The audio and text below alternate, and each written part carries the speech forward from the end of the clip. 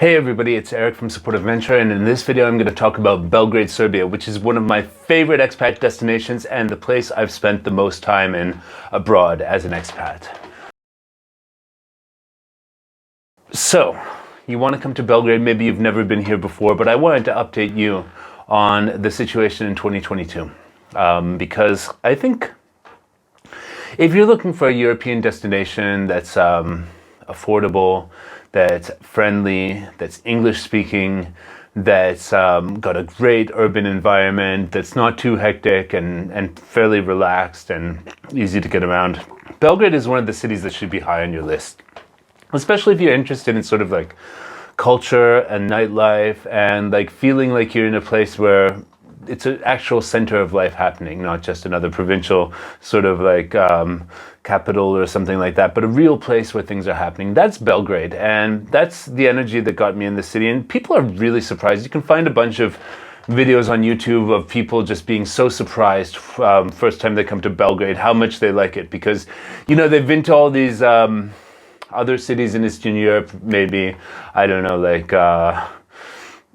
you could name a bunch of them, but a lot of them had a more oppressive sort of like communist government, have more like brutalist architecture and like big sort of sterile squares and stuff like that. And then suddenly they come to Belgrade and it's filled with like sidewalk cafes, it's filled with a sort of hustle and bustle of people like curious looking at each other, where a lot of the other places, you know, have this typical Eastern European stone-faced approach, especially to tourists. Like here, there's a warm welcome a lot of the time. Yeah, okay. Some people are moody and grumpy looking and walk down the street with their Balkan bitch faces, but a lot of people will actually, when they find out you're a tourist, if you're visibly a tourist and stuff like that, greet you in English and be interested in you and interested in giving you good customer service and helping you get what you need out of the city and enjoy yourself. So what's the vibe like in 2022? I would say that the corona pandemic passing has really revitalized the city, because yeah, the last couple of years, like 2020 and 2021 were kind of weird in the city because this thing was still going on, but now we're truly through it.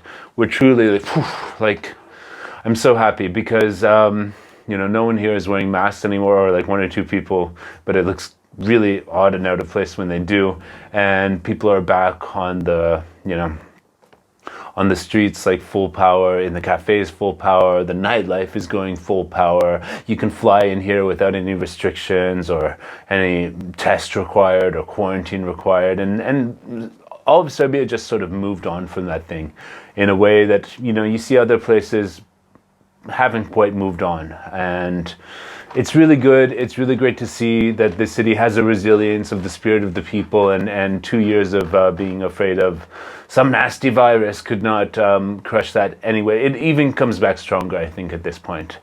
Now, prices are going up in the city for accommodation specifically, and this is due to a large amount of Eastern Slavic people from places like Russia, Ukraine, and Belarus coming to the city to live. Less Ukrainians than, I guess, Russians, for example, because Russians can come here without a visa, whereas Ukrainians are being welcomed to Western Europe and the UK and stuff like that without visas and able to get there. So the Russian people are pretty much escaping a similar sort of thing, whereas like there's sanctions in their country, and if you're like an IT guy like me and my company, for example, if you're working for Support Adventure in Russia right now, it would be hard for us to get you money. So a lot of the people who were working for the Western IT companies or companies that were aligned with their source of funding coming from the West, they've moved here, and this has driven up the property prices for things like Airbnb. It's hard to get a decent apartment on Airbnb, a monthly rental for less than like €1,000 now a month, and that would probably be a studio in the city center, rather than previously you could get much better deals. And long-term accommodation in the city continues to be like, I guess, a little bit of a challenge to find. And yeah, it's basically like, the people are strange, they decorate their places a little bit strange, and it's sometimes hard to find something normal in the city. But I would say that if you're facing similar prices in other European cities, and I don't know, it's like $50 a night for an Airbnb, just come and try Belgrade, and if you like it, talk to people and see if you can find a way to stay longer, because it is possible. And I would say that if you want to stay longer, there's a very favorable regime for taxes and registering a sort of small business here. And that's called the lump sum taxpayer, or in Serbian, preduzetnik paušalac. And basically you can register for this, and if you have a decent income from a company outside of Serbia, you can get them to pay into that business formation, and then you would pay like taxes around 300 or 400 euros a month on up to the first 300 or 400 euros or US dollar, because at this point they're about equal. And then you can take about 4,000 US dollars or euros into that company without further sort of taxation above that 300 or 400 euros. It's a little bit of a journey to set that up, but based on setting up that business, you can basically